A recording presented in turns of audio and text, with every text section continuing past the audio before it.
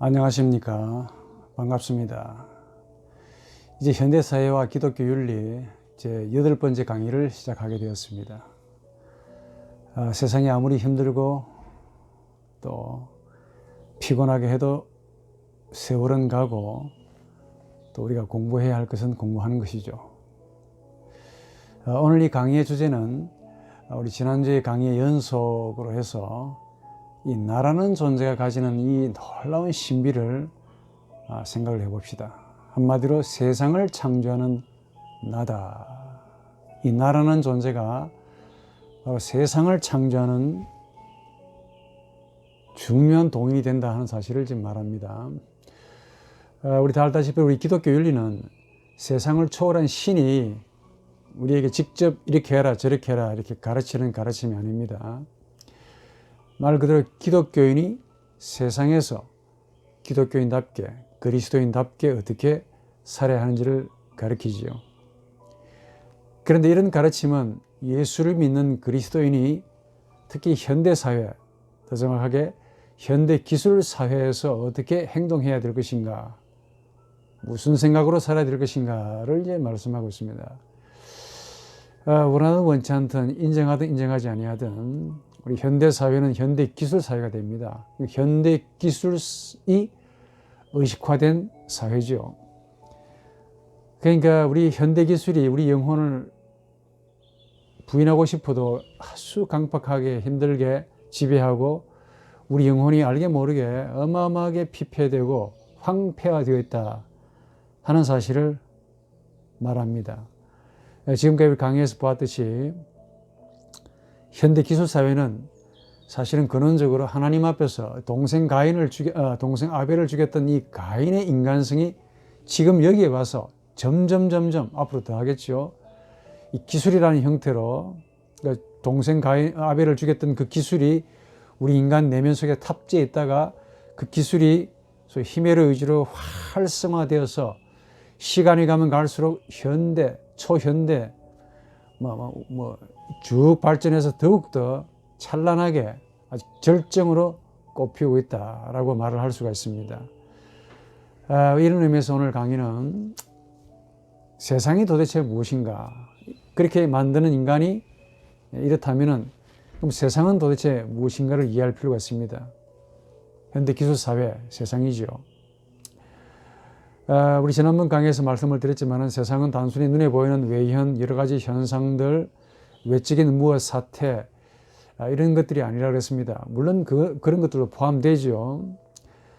오히려 세상은 우리 각자의 내면에 일어나는 정신적인 해석에서 비롯됩니다. 무지한 사람들은 자연, 꽃, 달, 해, 별 이런 자연을 세상이라고 그러는데 그런 건 아닙니다. 또 단순히 또 배웠다 하더라도 세상을 외연적인 사태나 사건이나 어떤 현상들 이것들만이 또 그렇지 않습니다. 이런 현상들이 일어나게 하는 어떤 원동력 내면에 인간 각자의 내면에 무언가 있다 하는 것을 자연스럽게 여러분들이 통찰하셔야 되고 이해하셔야 됩니다. 나름대로 무언가를 해석하고 있다는 겁니다. 우리 인간의 내면에 있는 무엇이 이 밖에서 일어나고 있는 여러 가지 많은 현상들과 사태들을 해석을 하는데 그 해석하는 가운데서 생기는 결과가 바로 세상이다. 이게 이제 강의의 골자입니다. 각 개인들은 어떤 시각으로 인정하든 부인하든 어떤 시각으로 나름대로 뭔가를 봅니다. 그걸 시각이라 그러는데 이런 시각이란 말은 자기 눈앞에 펼쳐지는 모든 어떤 사건 사태를 해석을 한다 그 말입니다. 그 시각입니다. 그러니까 세상에 이런 각자의 정신의 내면에서 일어난다. 무슨 말이냐? 각 개인은 사실 각각의 세상을 가지고 있다라고 해도 과언이 아닙니다. 이 각 개인의 그 정신 밖에서 일어나고 있는 여러 가지 많은 외연들, 현상들, 여러 작용들, 운동들 이것들을 각 개인들이 내면에서 정신적으로 해석을 하는데 그 해석의 결과로 세상이 일어난다. 세상이 각 개인의 내면 속에서 일어난다는 겁니다. 예컨대 지금 바이러스가 아주 절정을 다루고 있죠. 모든 걸 변화하고 있습니다. 각 개인의 정신은 이런 지금 현상들을 보고 있습니다. 단순히 보고 있는 것이 아니고 나름대로의 보면서 해석을 하고 있다는 거예요. 어떤 분들은 코로나를 말세의 징조나 조짐으로 보고 있습니다. 예수 믿지 않는 분도 그래요. 또 어떤 분은 그야말로 이게 어떤 긍정적인 신호다. 하도 사람이 안 바꾸니까 새로운 변화를 억지로 바꾸는 뭔가의 초자연적인 어떤 능력이다. 좋게 보는 경우도 있고, 또 어떤 분은 종말을 위한 어떤 비극적인 저주로 본다. 예수 안 믿는 분도 그래요. 또 어떤 분은 우리 기독교인 가운데는 현대인들의 이 죄악 방종을 심판하는 신의 전조다라고 하는 식으로 해석을 합니다. 그러니까 이 바이러스라는 현상을 놓고 이렇게 다양하게 각자는 바이러스에 대한 다양한 정신적인 해석을 가지고 있다는 거야.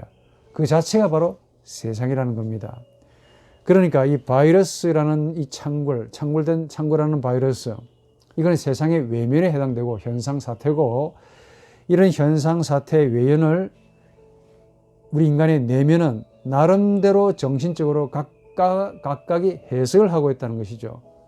그러면 무엇으로 해석을 하고 있냐 하는 질문이 당연히 생기겠죠. 각 개인은 이 사태를 자신의 인생관이라고 하는, 지금까지 살아왔던 그 인생관이라는 그 눈으로 해석하면서 나름대로 세상을 가집니다. 왜냐? 우리 인간은 나라는 정신을 가지고 있다 그랬죠. 아주 수십 번 얘기했습니다. 이것 때문에 다른 피조물들과 달리 자신에게 주어진 여러 가지 사태, 외연들, 현상들을 정신적으로 소위 나름대로 해석할 수가 있습니다.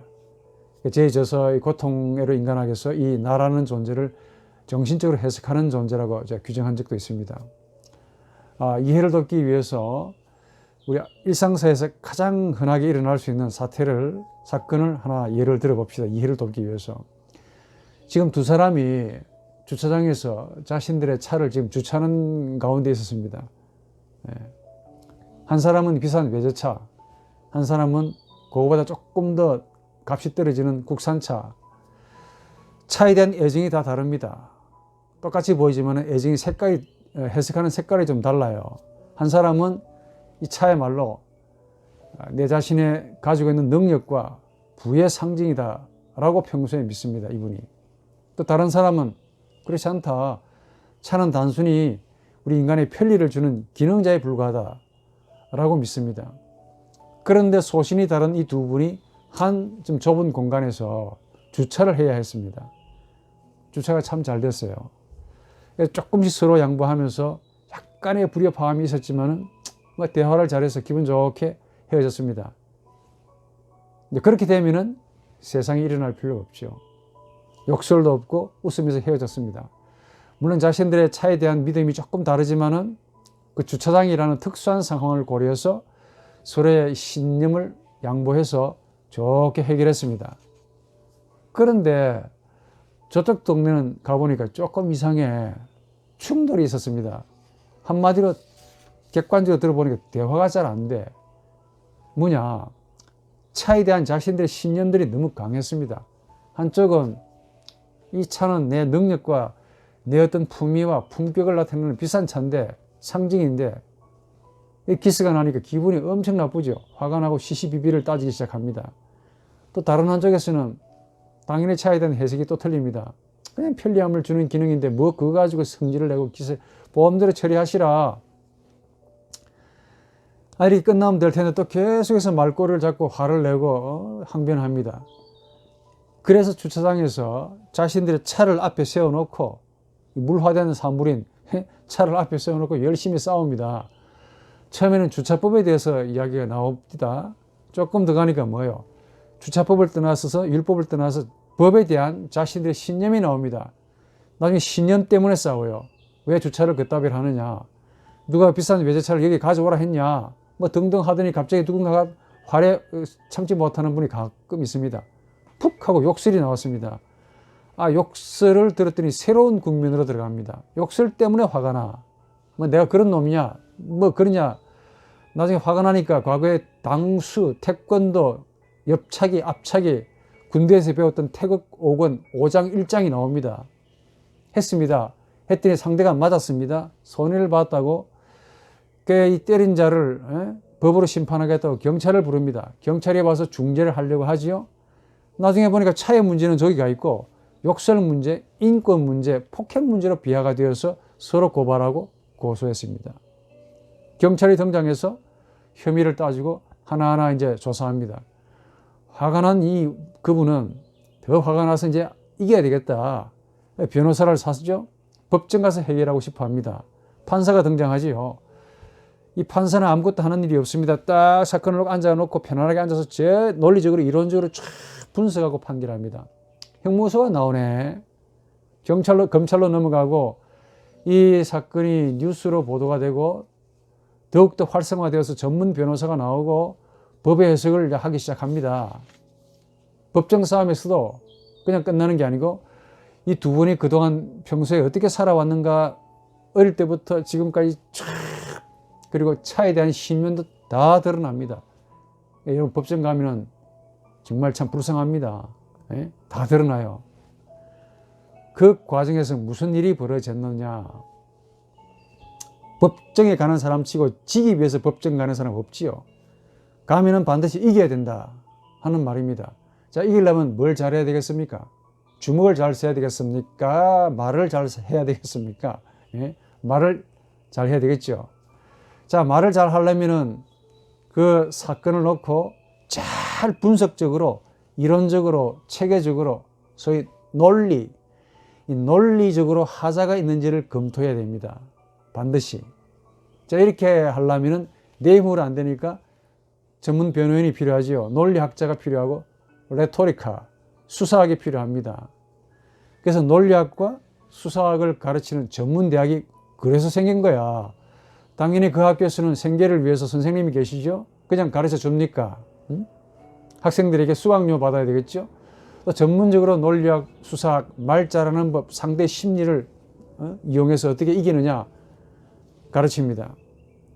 또 가르침이 필요한데 아까 말했지만 수강료를 내야 됩니다. 돈이 없어. 수업료를 벌기 위해서 뭘 해야 되겠습니까? 일을 해야 돼. 돈 벌기 위해서 직업을 구해야 되겠지요. 직업을 구하려면 노동을 해야 되겠지요. 자, 노동하려니까 몸이 좀 좋아야 되지 않겠습니까? 몸을 좀 만들어야 되겠지요. 이를 위해서 헬스도 들어가고 또 좋은 사진도 찍고 간신히 직장, 돈 벌기 위해서 직장에 들어갔습니다. 노동의 대가를 지불해야 됩니다. 그냥 아무나 당신 사장하십시오 라고 시켜주지 않지요. 대리부터 시작합니다. 아니지. 신입사원부터 올라가서 대리가 되고 과장이 되고 부장이 되고 상무가 되고 전무가 되고 겨우 인생 말년 종칠 때쯤 되면은 사장 하다가 그만둘 수도 있겠지요. 자, 그 회사는 이런 직원들을 뽑아놓고 노동의 대가를 지불해야 되겠습니다. 월급을 주려고 일일이 손으로 세알려 보니까 이 손도 아프고 골치 아프단 말이야. 어이, 전문 이 계산 잘하는 회계사 불러와라. 회계사는 그 많은 임금을 주려고 일일이 할 수가 없습니다. 계산을 빨리 하기 위해서 컴퓨터 발명해라. 컴퓨터가 자꾸 업데이트가 되어서 좋은 컴퓨터가 나와서 자동적으로 계산해주는 컴퓨터가 나오고 조금 더 해보더니 나중에 이제 이 스마트폰이 나오고 인공지능이 나오고 막 별게 다 나옵니다. 지금 무슨 말 하는지 이해하십니까? 그동안에 무슨 일이 벌어졌는지 정리를 해보시기 바랍니다.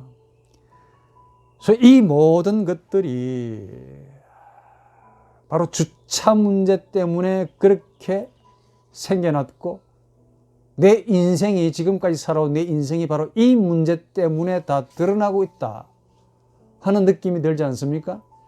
이게 바로 세상이야. 바로 세상이 다양한 방식으로 내 세상이 다양한 방식으로 일어났다 하는 겁니다. 무슨 말을 하냐? 비산차, 국산차, 대중차, 주차, 검찰, 경찰, 검사, 법, 학교, 도덕, 선생님, 직업, 노동, 컴퓨터, 일자리, 판매 실적 올려야 되고 쫓아다녀야 되고 이 모든 것들이 왜 생겨났느냐? 만약에 분쟁이 일어나지 않았더라면 일어나지 않았을 것입니다. 내가 상대에게 욕설을 하지 않았더라면 바꿔 말해 상대를 내가 가장 사랑하는 애인이나 부모님이나 친척이나 심지어 조금 더 나가서 존경하는 목사님이나 조금 더 나가서 천사님이나 확 비약해서 내가 저분을 하나님으로 대했더라면 세상은 일어나지 않겠지요. 무슨 말이냐? 차에 대한 나의 집착보다 상대를 향한 애정이 더 컸더라면 이런 분쟁이 일어나지 않았을 것입니다. 지금 교수님 차에 대한 이야기 하십니까? 라고 여러분들 혹시 가운데 말할 분이 있습니까? 그럴 리가 없겠죠. 나 차 없습니다. 지금 차에 대한 말을 하려고 한 게 아니에요. 본원적인 이야기를 하기 위한 겁니다. 내가 나를 사랑하는 것보다 내가 남을 더 사랑했더라면 분쟁, 갈등, 법, 인륜, 욕설, 판사, 검사, 경찰, 변호사 이런 형무소 등등의 벌금, 노동, 직장, 대리, 상무, 회장, 컴퓨터, 인공지능 이런 것들이 등장하지 아니했을 거라 그 말이야. 주차 문제를 조금 더 비약해 보자면은 동생 아벨을 자신만큼 사랑했더라면 이웃사랑이죠. 동생이잖아요. 아벨을 나만큼 사랑했더라면 가인은 절대로 동생을 죽이지 않았을 것입니다. 죽였다 하더라도 하나님으로부터 너 어디 있느냐? 동생 중에 너 데리고 와라, 갖고 와라 라고 하셨을 때 예, 제가 죽였습니다. 저를 죽여주십시오 라고 했었더라면 얼마나 좋았을까. 그런데 알고 물으시는 하나님 앞에 내가 동생 지키는 사람입니까? 라고 대드는 바람에 그때부터 성을 직접 쌓아야 되고, 성 쌓는 거 쉽지 않다 그랬죠. 기구를 직접 만들어야 되고 모든 것들을 직접 해야 하는 고통을 겪은 가인과 가인의 후손과 너무너무 유사하지 않습니까? 그 주차장에서 싸웠던 그 양반들의 삶이. 하나님 앞에, 하나님 안에 있을 때는 내가 세상을 직접 만들 필요가 없습니다. 만들 이유가 없다 하니까. 그런데 하나님을 잃어버리고 난 뒤에 뭔가를 만드는 수고를 직접 해야 돼. 태양도 내가 만들어야 되고 달과 별들도 빛을 어두우면 안 되니까 빛을, 형광등을 만들어야 되고 이런 괴로움을 겪게 하는 인생살이가 되는 가인과 너무 닮았다 그 말입니다. 싸움이 있었기 때문에 이런 것들이 생겨나지요. 그 싸움의 결과로 이렇게 다양한 세상이 일어난 겁니다. 자, 그러면은 싸움과 분쟁이 왜 생겼을까요? 당연한 질문이지만은 자신들이 타고 다녔던 차를 귀하게 여기지 않고 차라리 자신과 마주한 사람을 더 귀하게 여겼더라면, 더 나아가서 아까 말씀드린 바 사람을 신으로 여겼다면 절대로 욕설 하지 않았을 겁니다.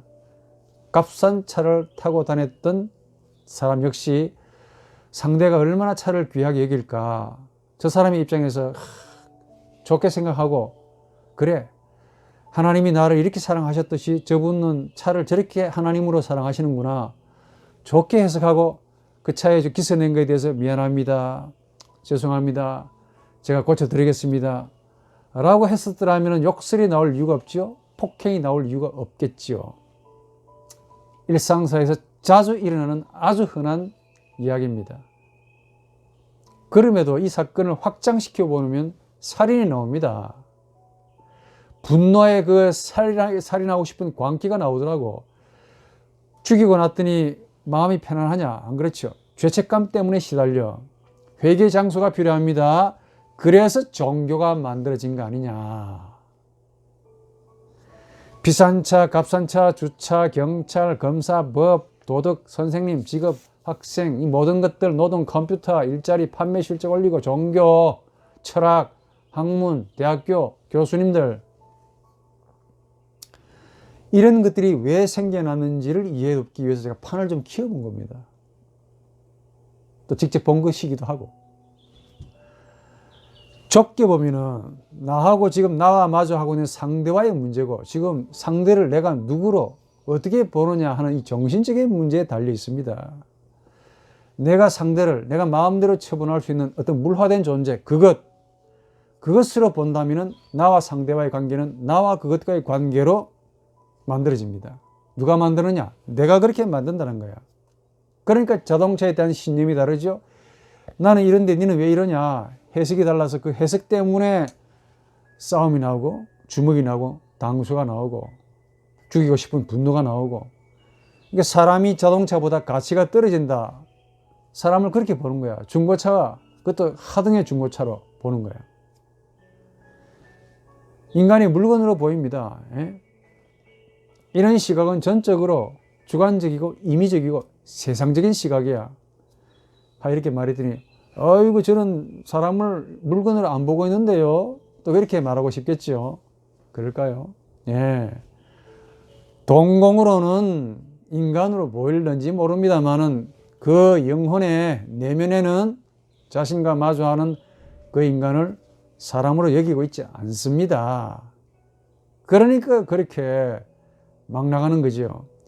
지금 나와 마주하고 있는 인간을 눈으로 볼 때는 인간으로 보고 있는 것처럼 보입니다. 인륜과 도덕, 초자가 있으니까 눈치 보고 있겠지요.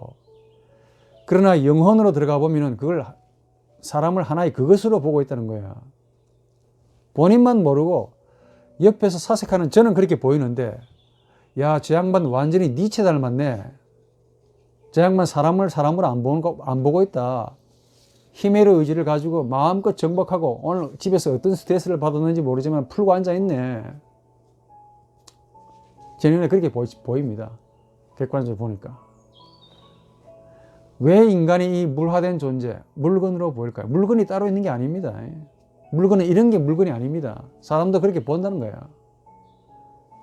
근본적으로 나에게 얼마나 유익하냐, 저분이 나에게 얼마나 해가 되느냐의 시각으로 상대를 보고 있기 때문에 그래요. 즉 상대를 나의 주인으로 보지 않고 내 종놈으로 보았기 때문에 그래. 내 의식이 상대를 내가 마음대로 처분할 수 있는 하나의 그 물화된 사물로 대하는 순간 내 속에서 뭐가 일어납니까? 니체가 말한 힘의 의지가 왕성하게 일어납니다. 싸우면 반드시 이겨야 된다. 그로 인해 이 주인의 의식이 주인이 되고 싶은 욕구가 펄펄 끓지요. 상대를 종으로 대하기 시작합니다. 그 힘의 의지 바로 밑에는 뭐가 있습니까? 여러분들이 살아왔던 그 무의식 속에 이 개인 무의식이라고 불리는 그 리비도가 비웃습니다. 잘한다. 잘한다. 내가 충동이라는 기름을, 돈을 넣어줄 테니까, 에너지를 줄 테니까 반드시 저 인간의 주인이 되어 보거라. 박수를 치고 좋아합니다. 이게 우리 인간의 의식이야. 나도 그러하고 저분도 그러합니다. 그러니 결과는 어떻게 됩니까? 나와 그것과의 관계가 성립이 되고 검찰, 경찰, 법, 인권, 욕설, 형무소, 판사 나오는 거야.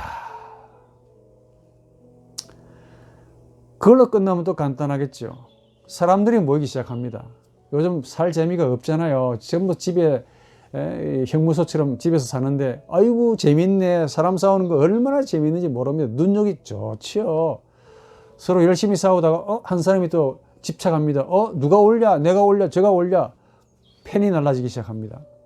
갈라지더니 말이 거칠어지더니 좌파 우파 나오더니 경상도 전라도가 나오더니 욕설이 오가더니 또 주먹이 나오네 이거. 또 변호사가 등장합니다.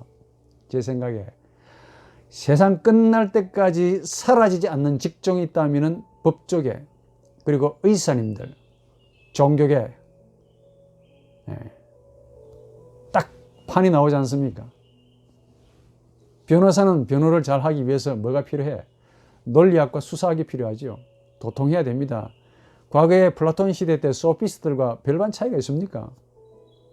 말 잘하기 위해서 돈이 필요하고 돈 벌기 위해서 거짓말 해야 되고 거짓말 잘하기 위해서 게임도 잘 해야 하듯이 공부해야 되고 공부하기 위해서 학교 필요하고 선생님이 필요하고 그리하여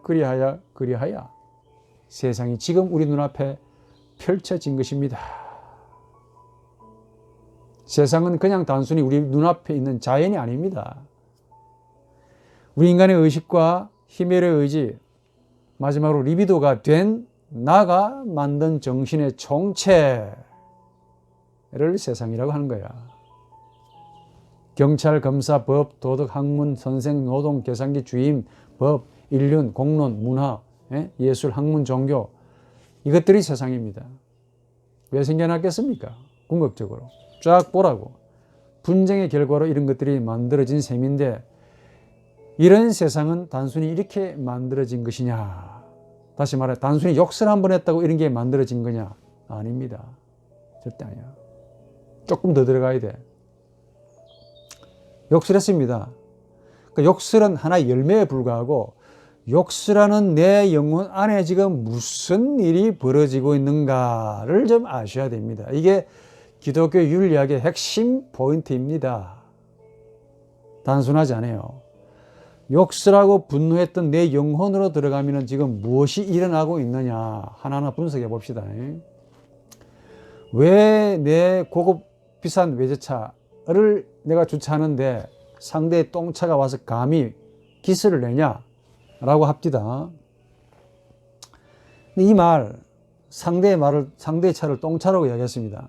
단순한 말 같은데 요런 생각, 요런 말이 나오기까지 그 양반이 지금까지 살아오면서 가졌던 가치관이라는 모든 것들이 총동원된 결과입니다.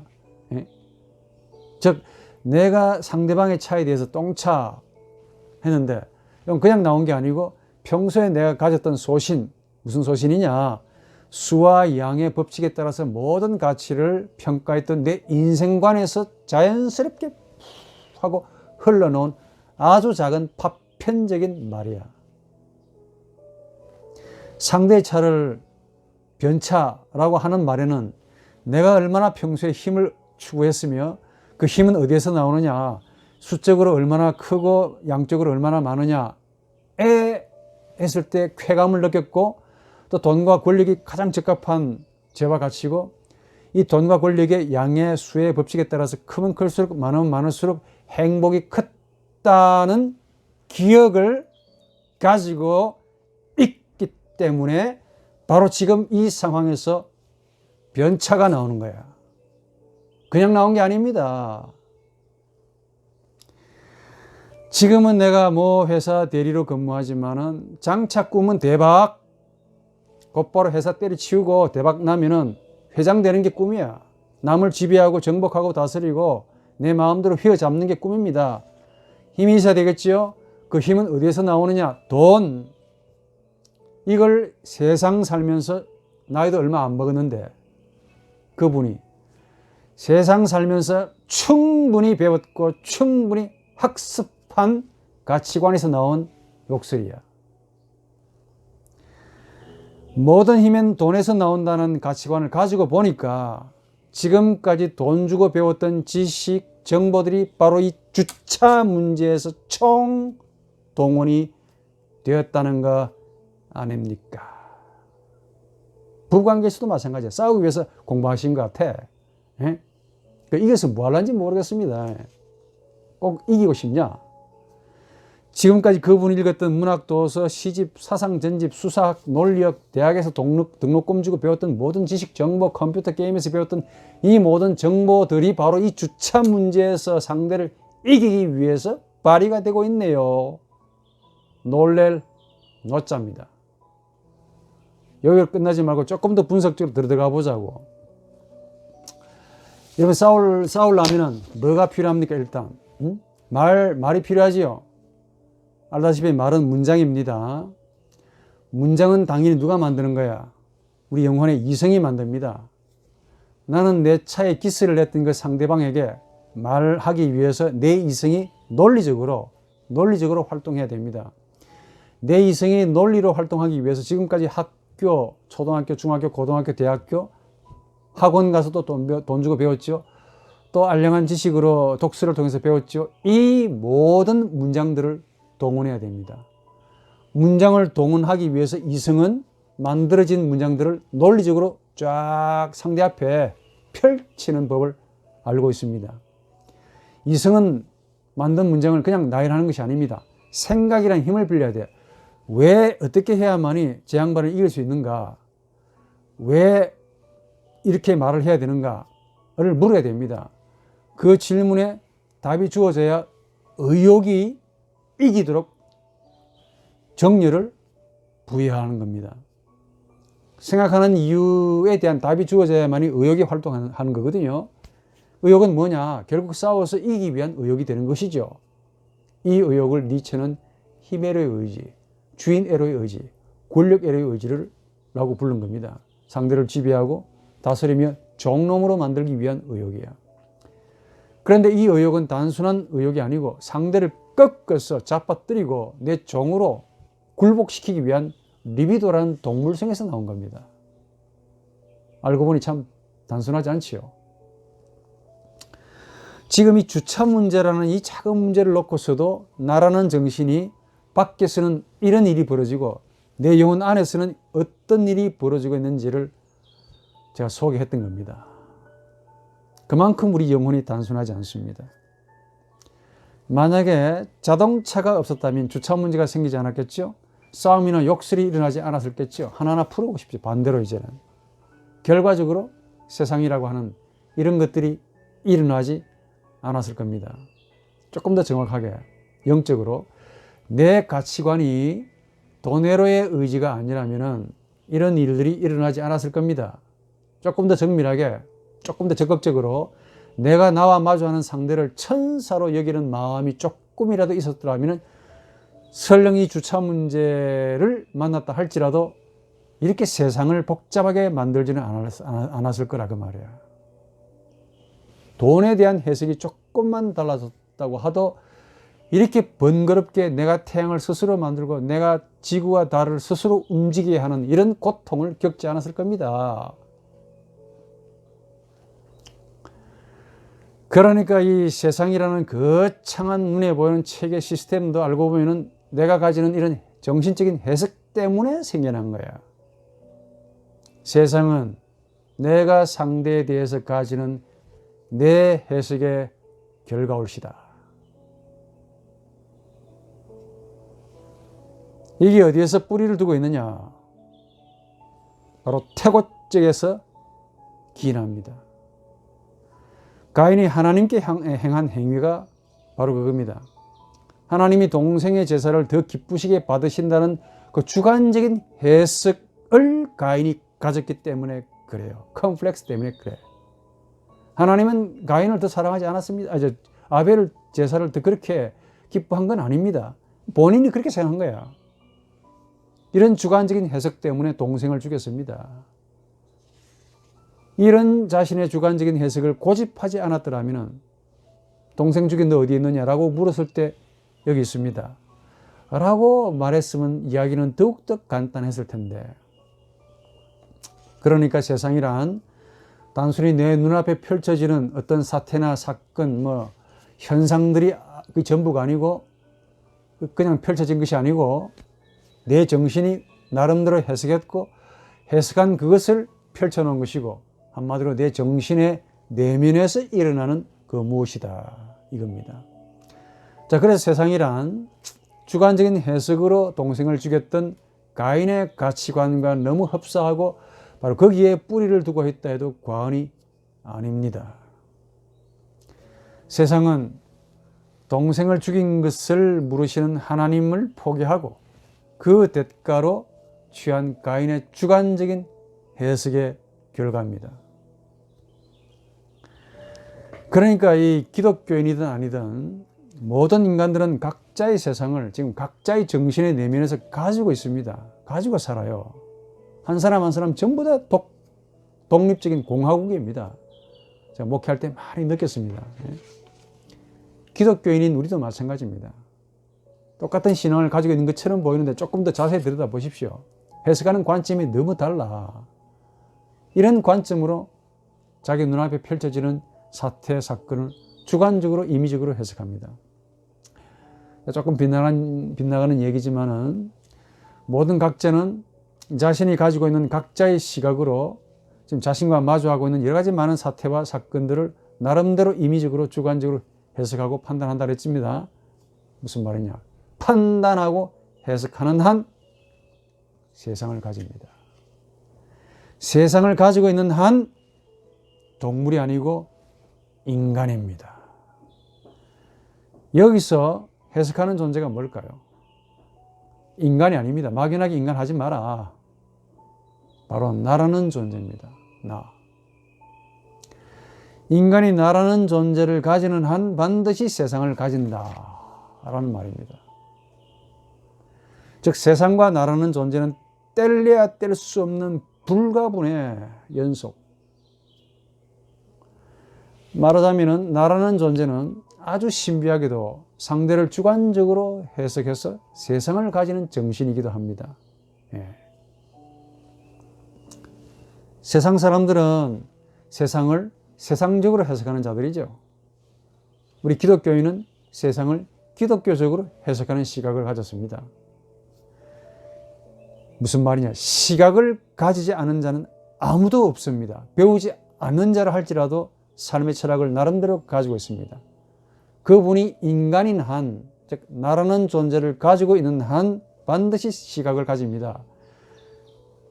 바로 나라는 존재가 바로 해석을 하는 정신이기 때문에 그래요. 오늘 강의 좀 어렵겠습니다.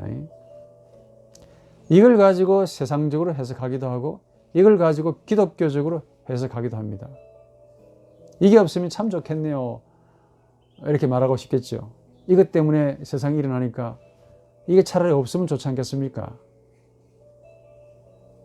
그렇진 않아요. 여기서 반전이 일어납니다. 이게 없으면 참 좋겠는데 바로 이것 때문에 세상이 일어나지만은 그럼에도 불구하고 동식물이나 귀신들은 바로 이걸 그렇게 탐을 낸다는 거 아닙니까? 이게 바로 하나님의 형상이기 때문에 그래. 자신의 전부를 팔아서라도 가지고 싶어 합니다. 영생을 가지고 있다면 귀신이 내 영생 줄 테니까 이거 나한테 팔아라 라고 말할 겁니다. 비록 더럽게 해석을 하지요. 네?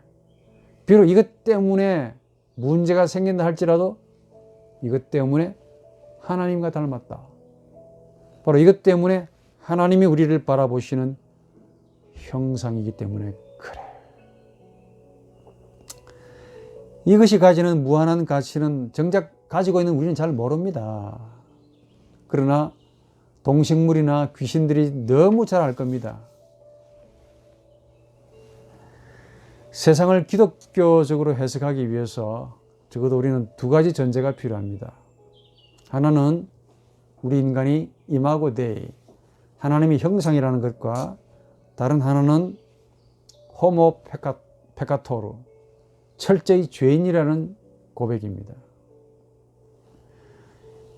우선 인간이 하나님의 형상이라는 의미는 단순히 교리적인 가르침이 아닙니다. 집중하셔야 됩니다. 이제 언어 철학에서도 증명이 됩니다. 일반 은총에 해당되는 언어 철학에서도 이게 증명이 돼요. 특히 에브너의 언어 철학에 따르면은 인간이 하나님의 형상이라는 말은 하나님이 인간에게 말씀하셨다로 해석합니다. 그분은. 그 말은 곧 하나님이 인간에게 나라는 존재를 넣었다라고 해석합니다. 이 말을 하기 위해서 이분의 생각을 조금 해석할 필요가 있습니다. 좀 크게. 이분은 오스트리아 출신의 언어 철학자죠. 에브너, 페르디난트 에브너. 1916년에 발견했습니다. 나와 너의 개념을. 이게 가장 원초적이고 근원적인 카테고리라고 규정합니다. 여기서 너란 이분에 의하면 로고스 말인데 궁극적으로 하나님 말씀을 가리킨대요. 너란 단순히 인칭 대명사나 문법적인 기능이 아니고 또 우리 인간이 만든 말도 아니라고 말합니다. 너란 그 자체 말 혹은 말 자체고 그 기원은 하나님에게 있다라고 말합니다. 마치 하나님이 예수 안에서 로고스가 되셨듯이 우리 가운데 거하시지 않습니까?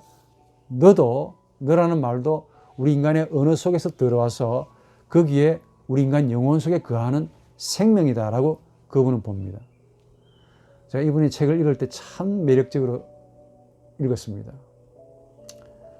이 주장을 위해서 이 양반은 언어의 근원을 연구했습니다. 정리하자면은 어려운 책을 참 정리해서 여러분들이 쉽게 넘기는 것 같아서 좀 그렇게 아깝다는 생각이 듭니다. 인간은 하나님과 인격적인 거리를 가지면서 그로 인해 사변적이고 추상적인 정신의 꿈을 꾸기 시작했다라고 말합니다.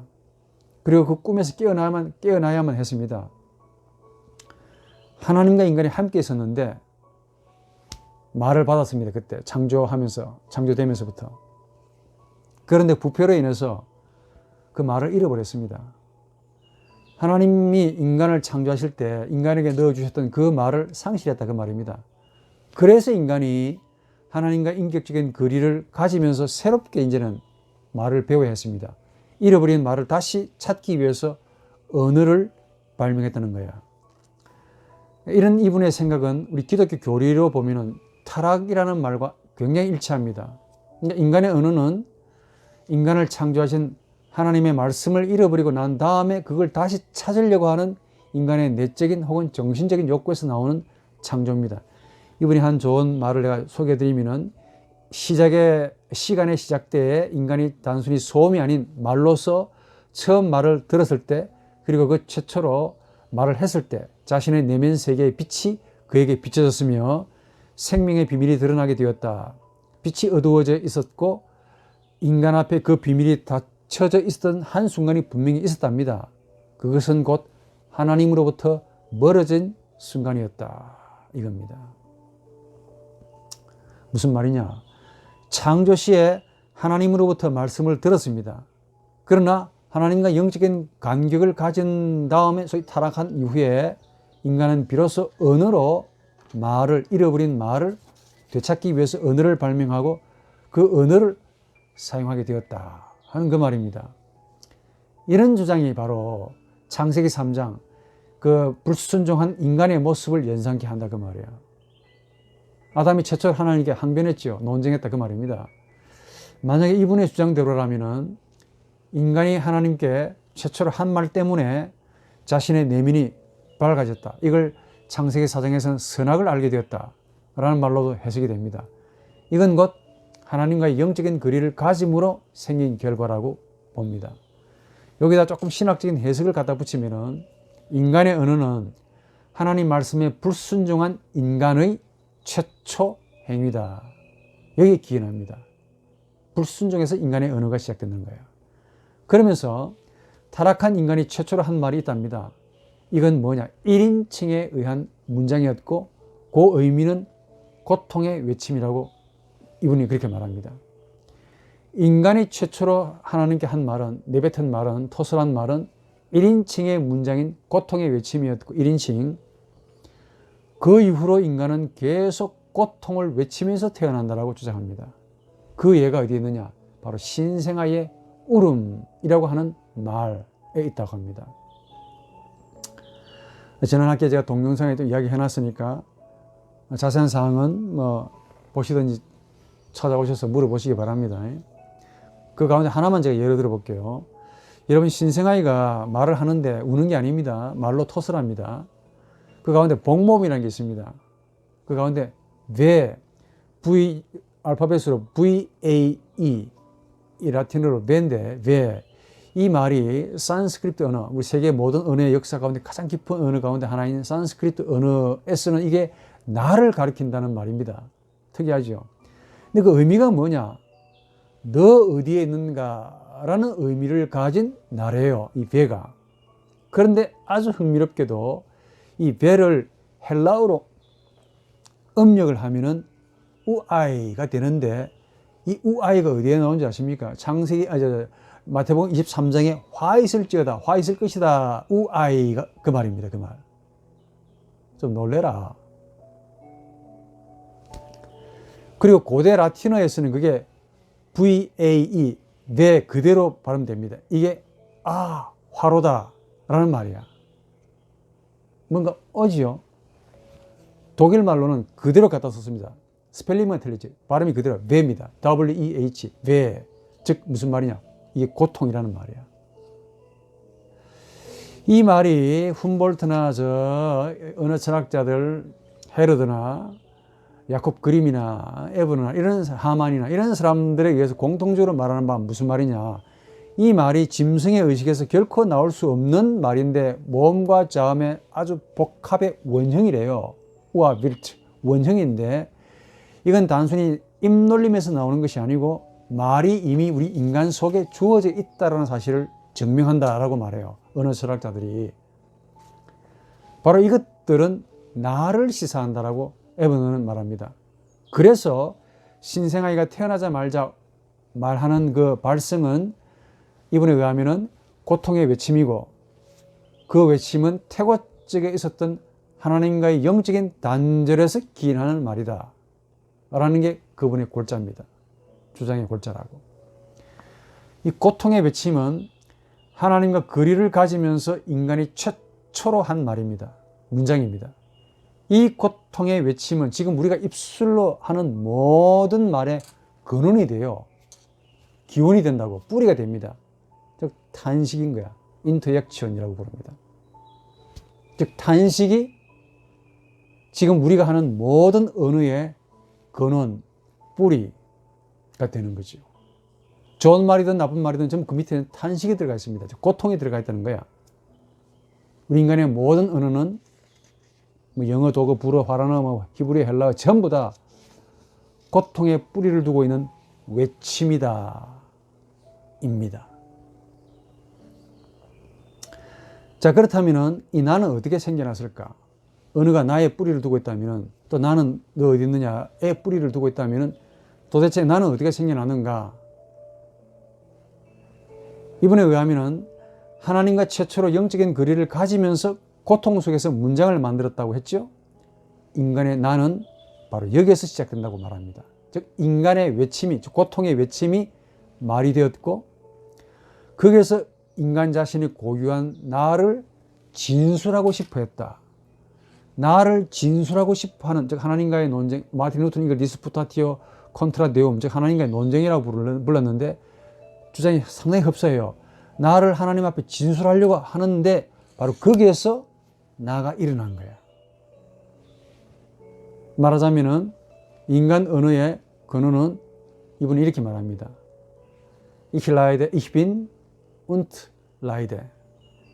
나는 고통한다, 그래서 존재한다. 데카르트는 나는 생각한다, 그래서 존재한다라고 정신 나간 말로 했는데 이분의 말은 내가 고통한다, 그래서 존재한다 라는 심오한 말을 남겼습니다. 제가 들은 명언 가운데 최고의 명언이라고 박수. 하나님으로부터 타락한 인간은 고통으로 신음합니다. 그 고통과 함께 인간은 자기 자신을 의식하게 되었지요. 비로소 그가 언어를 가지게 되었습니다. 만들게 되었습니다. 그 이후부터 인간은 말하는 본질이 되었다 하는 게 그분의 요지입니다. 흥미로운 점은 이 고통의 외침과 말, 호흡은 공통점을 가집니다. 숨 쉬는 것과 말하는 것이 공통점을 가진대요. 집중하라 그랬습니다. 비싼 강의입니다. 알고 보면은. 원래 이 아템이라는 호흡은 산스크리트 언어로 보면 아트만이라는 말에서 나왔습니다. 그런데 우연이 아니겠죠. 이 말이 인도 게르만 철학에서는 가장 오래된 문명 가운데 인도 철학이 굉장히 오래되지 않습니까? 인도 문명이 굉장히 오래된 거 아닙니까? 중국하고 저 메소포타미아하고. 인도에서는 이걸 나를 나타내는 원리가 된다라고 말한 거야. 호흡이 나래요, 나.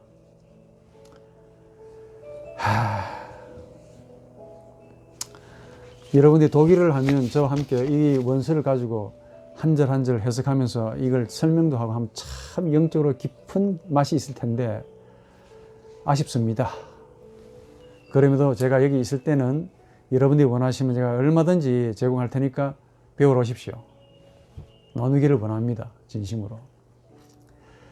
이렇게 이분이 창조와 타락을 언어와 관련지어서 정리하고 난 다음에 이렇게 말합니다. 에브너는 이렇게 말합니다. 데우스 크레아비트 호미넴, 즉 하나님이 인간을 창조했다라는 말은 이 창조 교리를 언어 철학적으로 뭐라고 설명하느냐? 하나님이 인간에게 말하셨다. 이번에 말이 있습니다. 하나님은 인간을 향해 말씀하시면서 그를 창조하셨대요. 하나님은 생명이셨던 말씀을 통해 인간을 창조하셨고 요한복음 서두에 나오는 바와 같이 그 생명은 인간의 빛이었다라고 말합니다. 즉 하나님이 인간을 창조하시면서 말하셨다라는 그 말이야. 그리고 그 인간의 의식은 말을 위한 의미를 가지는 존재가 되었다. 즉 로고스를 통해서 구성된다는 말입니다. 하나님이 말씀하셨다. 이 말이 무슨 말이냐?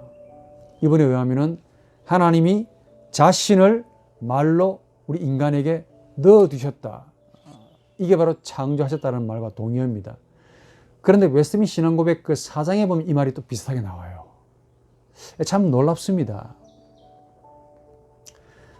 그래서 우리 인간 의식은 하나님에 의해 의식되는 소위 의식된 존재, 이걸 자의식이라고 불러요. 나를 의식하는 존재, 즉 나의식이 되었다는 그 말이죠. 자, 이분의 생각을 가지고 한번 풀어보자고. 자, 그렇게 되면은 인간의 정신은 본질적으로 하나님을 의식하는 나의식, 나로 실제하는, 나 있음으로 실제하는 하나님을 의식하는 의식이죠. 이런 자의식, 나의식인데 이런 나의식을 가지고 인간은 세상을 만들었습니다. 그러니까 하나님은 인간과 자연을 창조하셨고 자의식이 된 인간은 세상을 창조한 겁니다. 세상은 하나님을 의식하는 인간 자의식의 산물이죠. 그래서 세상은 하나님을 의식하는 자의식인 인간이 자연을 자신의 세상으로 만들었다는 겁니다. 그래서 세상은 인간이 하나님의 형상이라는 사실을 증명하는 증거가 될 수 있다는 말입니다. 세상이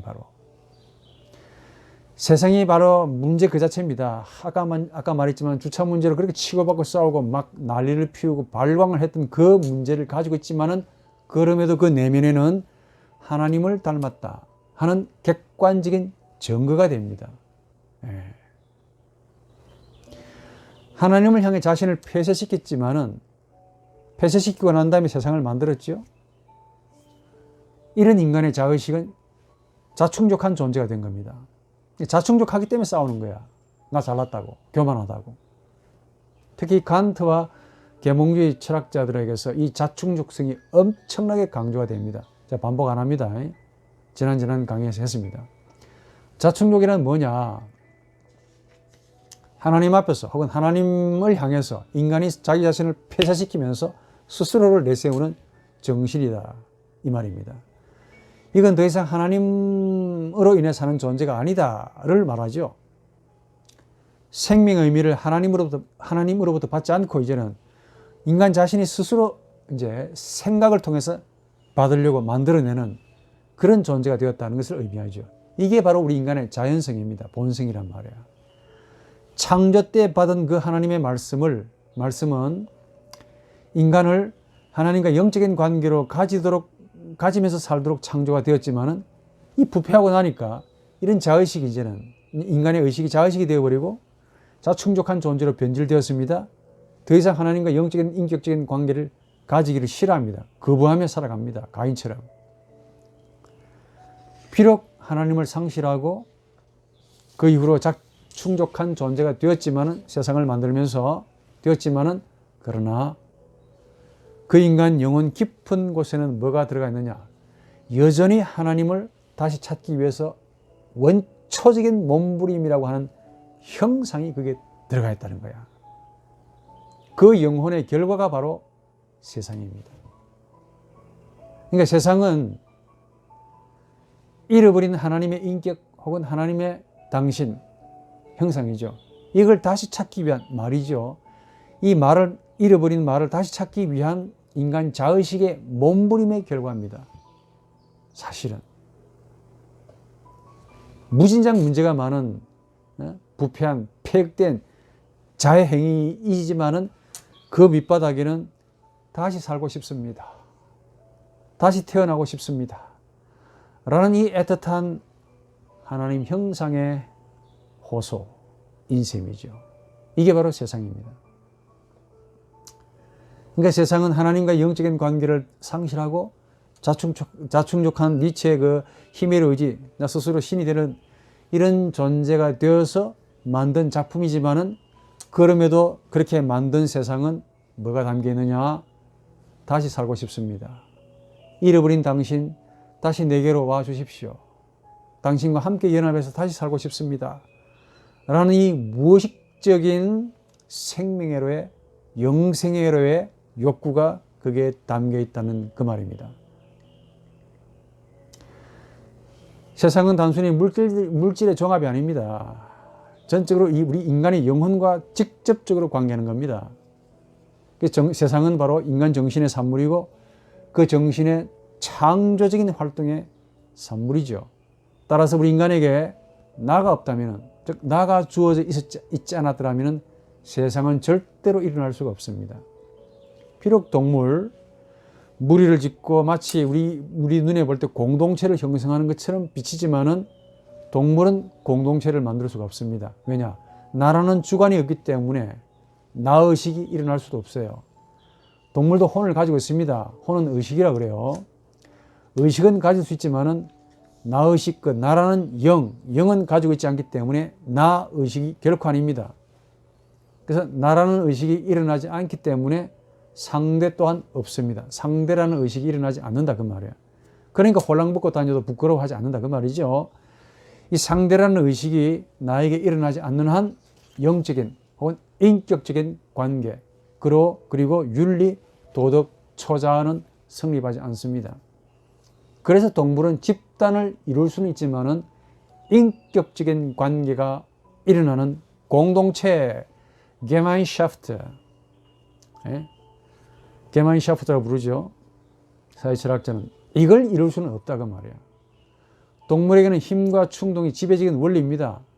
그 힘과 충동은 그러나 나를 의식하거나 상대를 캐치하는 의식이 아닌 거예요. 그냥 그렇게 사는 거야. 나가 일어나지 않기 때문에 상대를 가질 수가 없습니다. 단지 본능과 힘, 충동으로만 생존할 뿐이죠. 근데 이 나라는 의식은 특이하게 우리 인간에게만 해당되는 의식인 거야. 이게 놀랍고 독특합니다. 이 의식으로 인해서 인간은 자신과 마주하는 모든 상대를 생명으로 혹은 인격으로 더 나아가 삐딱하게 되면 그것으로 만납니다. 그러니까 인간의 나는 상대로 인해서 일어나는 하나의 인격적인 응답이다 라고까지 말을 할 수가 있습니다. 어려운 말인데 이해가 됐고요. 세상이란 본질적으로 나를 의식하는 존재, 즉 자의식을 가지는 존재에게만 주어집니다. 인간에게만 주어진다는 그 말이죠. 동물은 주변만 가집니다. 그러나 인간은 주변을 가지고 있지 않고 환경, 나아가서 세상이라고 하는 상대와 마주하면서 나를 의식하는 데서 생기는 이런 생명과의 총체성을 가진다 그 말입니다. 그래서 세상은 나의식에서 만들어진 인격적인 총체성이다. 비록 부패한 인격이지만은 그 총체성입니다. 동물도 아까 말씀드린 바 자신과 관계하는 모든 주변을 가집니다. 순응하죠. 적응하죠. 순리대로 삽니다. 그러나 거역하고 반항하고 역설하고 거짓말하지는 못합니다. 왜냐? 나의식이 아니기 때문에 그래요. 인간만은 딱 그렇게 삽니다. 나의식을 가짐으로 자신과 둘러싸고 있는 모든 상대에게 성을 쌓기도 하고 자신을 의식하면서 이런 영적인 혹은 반인격적인 이런 관계를 가짐으로 세상을 만들어 간다고 말해요. 그래서 세상은 인간 나의식의 산물이다 라고 말을 할 수가 있습니다. 다르게 말해 세상은 인간 나가 의식하는 세상이고 동시에 세상으로부터 나가 의식되는 세상이다 라는 말을 할 수가 있습니다. 시간상 조금 갔기 때문에 여기서 결론 짓죠. 다음 주에 계속 하기로 하고, 이 세상 속에는 이런 게 들어가 있습니다. 첫째는 인간의 부패성, 폐역성이 그대로 담겨져 있고, 그것만 있는 게 아니고 다시 살고 싶다. 하나님과 다시 관계 가지면서 영적으로 살고 싶다라고 하는 하나님의 형상이 가지는 영적인 욕구가 반영되어 있는 게 세상입니다. 그래서 이런 것들로 인해서 세상이 만들어졌기 때문에 우리가 세상을 불쌍히 여겨야 하는 이유가 있습니다. 하나님이 세상을 이처럼 사랑하사 세상을 불쌍하게 여겼던 것처럼 하나님은 흙을 사랑하시는 것이 아니라 죄를 사랑하는 것이 아니라 죄 속에 있는 진주, 흙 속에 있는 진주를 사랑하셨듯이 하나님은 세상을 사랑하시는 게 아니고 세상 속에 있는 인간의 하나님의 형상을 보시고 사랑하시는 것과 같이 이 형상으로 인해서 세상을 만들어 가는데 이 세상을 보면 참 불쌍하게 봐야 할 이유가 바로 거기에 있습니다. 세상은 비록 폐역되고 주차 문제로 치고받고 싸우고 살인하고 돈 때문에 사람을 죽이고 정치 권력으로 온갖 비리를 다 만들어내는 정말 척박한 세상이지만은 그럼에도 그 바닥에는 뭐가 들어가 있느냐? 주님이여, 당신으로 인해 다시 살고 싶습니다. 라는 이 처절한 말로 표현할 수 없는 고통, 베슈라이, 고통의 토설이 그게 담겨져 있기 때문에 영적인 시각으로 이걸 보는 사람은 세상을 불쌍하게 봅니다.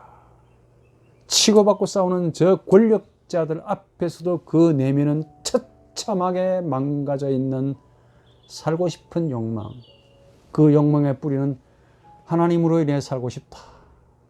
저분들 잘 모를 거라. 이걸 보기 때문에 우리가 세상을 불쌍하게 여겨야 한다는 그 말입니다. 하나님, 당신으로 다시 살고 싶습니다. 다시 태어나고 싶습니다. 다시 살고 싶소이다. 이 욕구가 세상을 만들었고 계속 세상을 만들어 갑니다. 신을 세웠다가 지워버리고, 마음에 안 들면 또 없애버리고, 마음에 드는 새로운 현대기술을 세웠다가 또 없애버리고, 또 새로운 신을 만들고, 이렇게 세상은 진화, 발전, 거듭해서 만들어 가지만은 그 세상은 또 인간을 속박하고 구속하지 않습니까? 이게 인간이야. 그 밑바닥의 내적인 욕구는 다시 살고 싶습니다. 하나님, 살려주세요. 라는 애절하고 애처롭고 간절한 영생애로의 욕구가 그게 담겨져 있습니다. 이 욕구를 보는 한 하나님이 세상을 이처럼 사랑하셔서 독생자를 우리에게 주신 것과 같이 독생자 예수 그리스도를 믿는 저나 여러분들도 주님의 이런 시각으로 세상을 바라봐야 할 이유가 있습니다. 세상을 정죄하되 심판하되 그 밑바닥에는 불쌍히 여기는 마음을 가지고 정죄하시라. 이런 마음을 가진 자는 세상에 따라가지 않습니다. 하나님에게서 나오는 영역을 가지고 세상을 변화시키고, 세상이 나이가 아무리 힘들게 해도 굴하지 아니하고 씩씩하게 하나님을 믿으면서 세상을 품어주고 안아주고, 세상과 원수가 되는 것이 아니라 세상을 만들어서 예수 그리스도에게로 인도하는 제2의 그리스도인, 즉 두 번째 그리스도로 사는 기독교인이 될 수가 있다는 겁니다. 이런 은혜가 있어야 되겠지요.